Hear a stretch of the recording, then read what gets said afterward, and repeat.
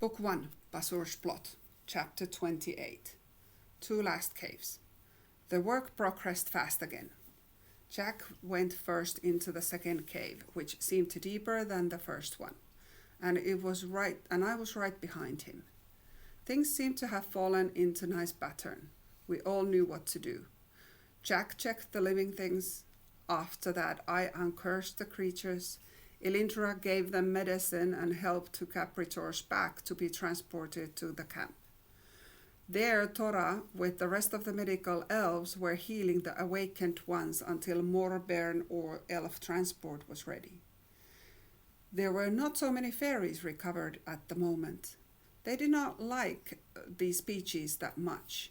They were more forest clearing or swamp creatures. The day was already late in the afternoon, and it would be sunset soon.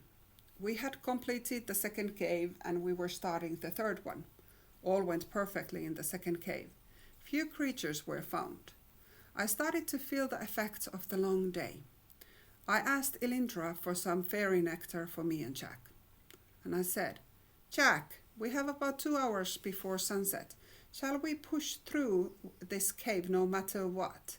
So we are done with this beach today." Jack looked around. This was a smaller cave than the second. Darker, so there may be some more creatures hiding here. But it did not seem to have too many rocks and no trees here, so it seemed feasible, for me at least. Jack nodded. "Yes, let's power through. Keeping the same tasks, right?" I nodded, and he started to go over the next one. It was important to feel correctly, so we would not hurry in our tasks, since we had noticed that we would not be certain whether the object was living or non-living if we rushed each other. Tara came to help riding the returning Capritor from the camp. He said, "Tara is feeling better." So I led her to do her job. It means a lot to her and helps her to heal. "Great," I said. We decided to power through this last cave so we can move forward tomorrow. Tora saw Jack checking the rocks a little ahead in the cave, and I heard Jack calling me, and I followed him to a living thing that needed uncursing. I felt Tora was following me more than I heard. All creatures seemed to be so silent here on their movements. I uncursed the black rock in front of me, and it seemed there were 2 more right by it. Tora jumped behind me, and he saw the creature unwinding from the rock. "Back off, Sarah!" I looked puzzled, but obeyed and jumped backwards. I had never seen Tora do his magic. It was different from humans. Tora did look like a human body, but here in the dark cave especially, he was like a beacon lighting every place, shining light every place like it was the daytime. He must be somewhat god or some creature that shines light this bright. I saw him raise his hand to stop and mumble something. The creature was barely woken up and just raising itself from the ground, and it froze to its place. Tora spoke to Elindra and Capritor that were right behind him. "Tarnok," that was the Capritor, "can you take a word to Seafarer to come here with 2 more bearers for direct transport? Elindra, can you give medicine to Tarnok to give for Seafarer if he is running low and he's close to land sickness? Tell him we have about 3-4 Moriards, dark elves. They are not really dangerous, but they are not really dangerous, and they are not really harmful for us. But they do nasty things in close contact like this. They hate Bazur, so we want to awaken them for sure, but they are not friendly at all. Wait before you awaken those 3 more black stones. I expect them also to be Moriar elves."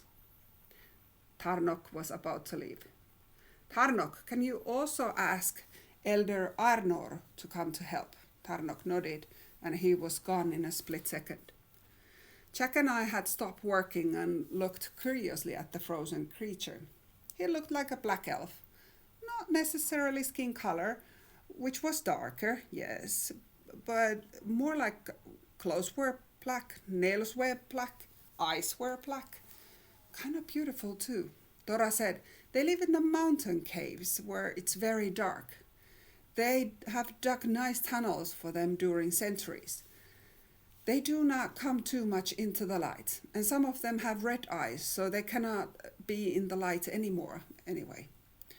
I asked, what will he do if you let him move? Elindra replied behind me. Well, he's just awakening, so he is very protective.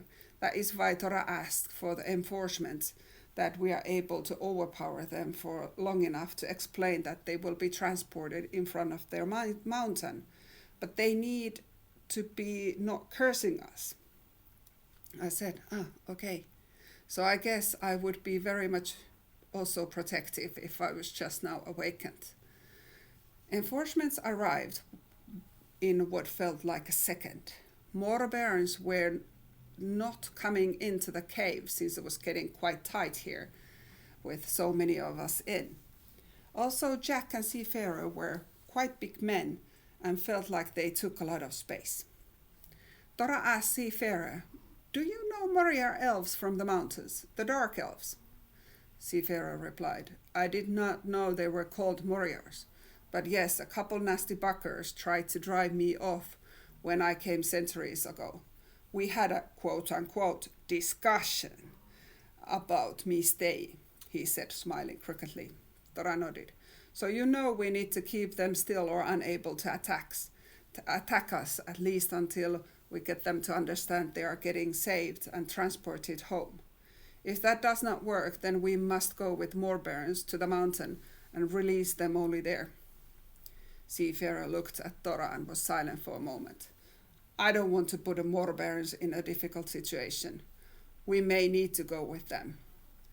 Or maybe Arnor, you could hold them still while transport, so more barons would not need to carry me. I weigh a lot. How many are there? Tora was still holding his hand in a spell, so Myria was frozen in the movement. It may be that those 3 other black rocks are also Myriars. They always travel in small groups. Arnor was peeking behind Seafarer. If there are 2 for you and 2 for me, I think it would be safest and best if we keep them frozen and drop them to the mountains like that. I can keep 2 elves frozen for a while, Tora nodded. Seafarer, do you know some stunning spell or something that lasts for a while? I cannot hold this one if I move. So if you keep all stunned and bring them outside of the cave, and me and Arnor will take over at the beach. There is more space to work this way anyway. Seafarer said, excellent idea. Let me take over this, and Sarah, awaken the rest. Tora, Elindra, and extra creatures were emptied from the cave. Jack was staying far inside the cave since he was so deep in the cave and out of the way. I moved so that I was almost behind Seafarer, so I left for him more space to him to hold the spell for awakening Myriards. The rest of the crew waited outside. I asked Seafarer, you can do uncursing, so why you want me to do it? Seafarer answered, since we have the possibility, I don't have to do 2 things at the same time. It is safer for all of us. I answered, and stopped talking. Ready? Seafarer asked me. I nodded. I started to awaken the next one, and yes, it was Myriar, who was in the middle of the curse or something, and I instantly pointed his curse toward me. I jumped out of his way quickly, and something black whisked by my face. Seafarer froze him quickly and added him hanging by the other Myriar. They looked like they were hanging from coat track or something. I looked at the Seafarer again, and seeing he was ready and looking at me, I awakened the next one. They seemed younger or kinder, since it was not cursing right away. I saw red eyes gleaming, and I understood that this one did not see in the daylight anything. Seafarer stunned her too, and I moved to the last one. After all four were hanging in the imaginary coat track, Seafarer looked at the cave and said to Jack, "Do you see any more of these black rocks? Can you check the last ones quickly?" Jack nodded. "I have only that pile left here, so let me check the colors fast. No, seems that I have only lighter and white ones left. No black ones or even dark ones that would be living ones." Seafarer nodded. "Let me take these out. See you in the camp." Jack and I continued to check and awakened the last ones for today.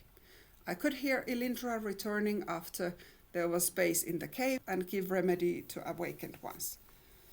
There were only about 10 living ones to be awakened left in this cave, and we would be done for today. And for the whole beach. My heart was still pounding after uncovering the Moriards, Darks, elves. They did not seem friendly, but who would be in this situation? They were just trying to defend themselves.